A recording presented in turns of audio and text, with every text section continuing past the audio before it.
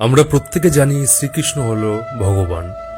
তিনি ভগবান হওয়া সত্ত্বেও বারবার এই পৃথিবীতে মানব অবতারে জন্ম নিয়েছে। তিনি মানব অবতারে জন্ম নিয়ে মানুষদের কি শিখিয়ে যেতে চেয়েছে, আজকের ভিডিওতে সেটাই আলোচনা করব। তো নমস্কার বন্ধুরা, আমি শুভজিৎ। বেশি কথা না বাড়িয়ে সোজা ভিডিওতে যাওয়া যাক।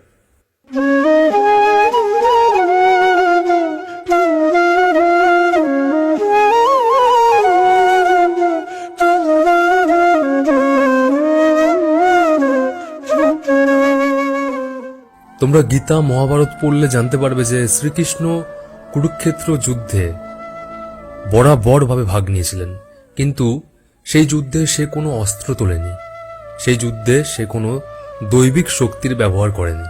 তারপরেও তিনি যে দলে ছিলেন সেই দলই জিতেছে। শ্রীকৃষ্ণ শুধু কি ব্যবহার করেছে? তার বুদ্ধির। সে ভগবান হিসাবে কোনো অ্যাডভান্টেজ নেয়নি, যার জন্য সে যুদ্ধ জিতে গেছে। এমনকি সে মানুষ হয়েও হাতে অস্ত্র তুলে নেয়নি। তো এই জিনিসটা থেকেই সবকিছু শেখানো আমাদের। একজন ভগবান বারবার মানব অবতার নিয়ে আমাদের এটাই বুঝিয়ে যেতে চেয়েছিলেন যে মানুষ নিজের মধ্যেই অনেক শক্তিশালী। মানুষের কোনো দৈবিক শক্তি দরকার নেই। মানুষের জীবনে অনেক রকম সমস্যা আসে, মানুষ ভেঙে পড়ে। নতুন নতুন ওয়ার্ড আমাদের আজকের দিনে, যে ডিপ্রেশন, অ্যাংজাইটি, ইনসোমেনিয়া, অনেক ধরনের রোগ। তো মানুষ একদম ভেঙে পড়ে মন থেকে। তখন মানুষ ভগবানের কাছে প্রার্থনা করে, মানুষ থেমে পড়ে যে ভগবান একদিন ঠিক করবে, কিন্তু সে কোনো চেষ্টা করে না। কিন্তু ভগবান এটাই বুঝিয়ে যেতে চেয়েছে যে মানুষের মধ্যে অনেক শক্তি রয়েছে।